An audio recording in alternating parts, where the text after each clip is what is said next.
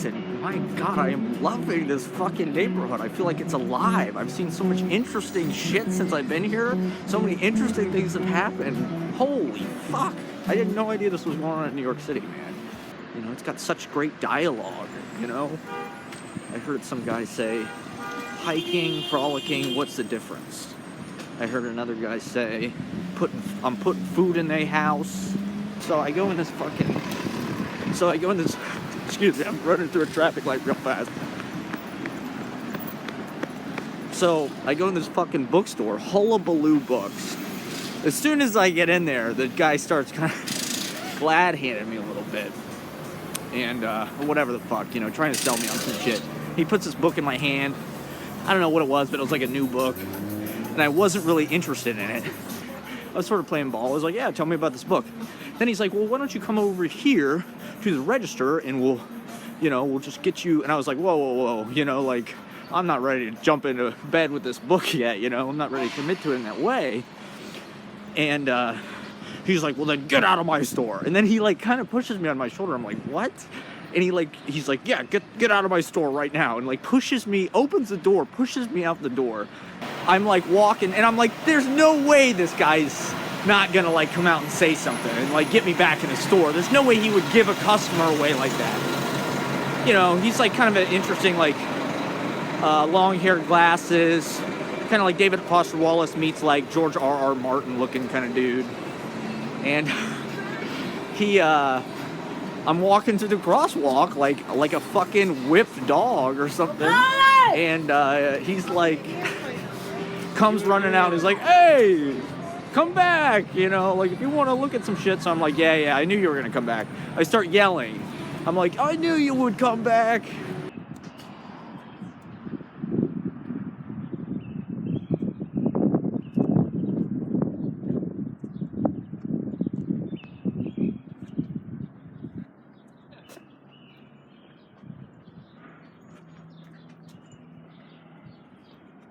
Walking and talking, man. There he is. Holy shit. What's up, brother? Hey, film nerd. Dude, this neighborhood is incredible, man. You've been here before. You're just gonna walk right by me. Just gonna blow right by me, huh? Look at this fucking place. Holy shit. This is where I belong. Yeah. It gets pretty hot back here, so it's a good thing you dress. I'm in the bathroom before the reading. I'm having existential doubts about my whole,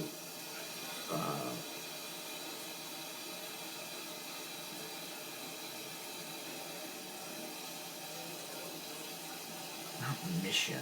God, what's the word I'm trying to think of?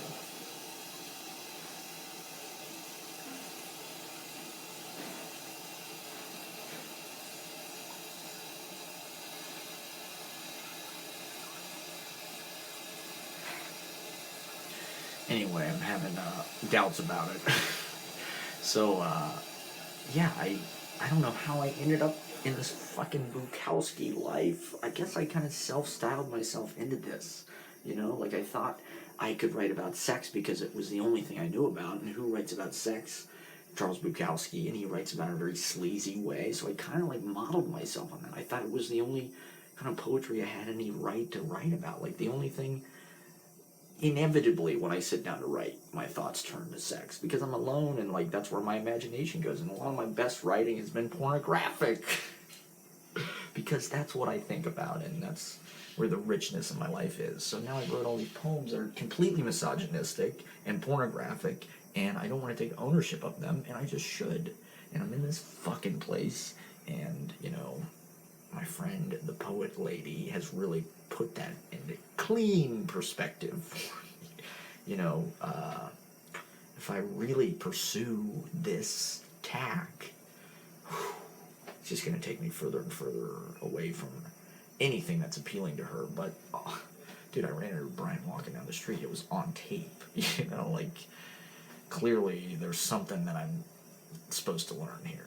So what happened with this reading was, it was in Crown Heights, and this girl I had gone on a Tinder date with the previous summer, just out of the blue, texted me that week, I think, and I thought I remember she lived in Crown Heights, So I invited her to this reading. The reading was just kind of...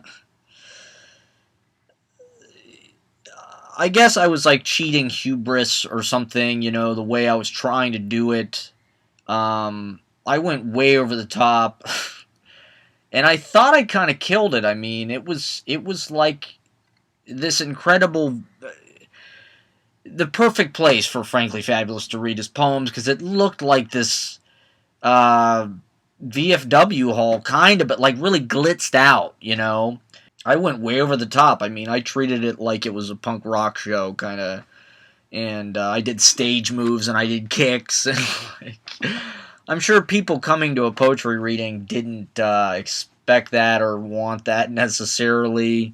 You know, my poems at this point were very stream of consciousness, just kind of like being interested into my own kind of like mind, and like my own kind of like sloppy sexual misadventures. I think this crisis that I'm having in this bathroom, and this girl's like, I think Brian, she asked if she could read. Maybe I don't remember if she asked if she could read or if Brian asked if anybody else wanted to read, but like she went last and she got up on stage and like read a poem that she wrote that was like very much stream of consciousness and kind of about her sloppy sexual misadventures. Nice last night.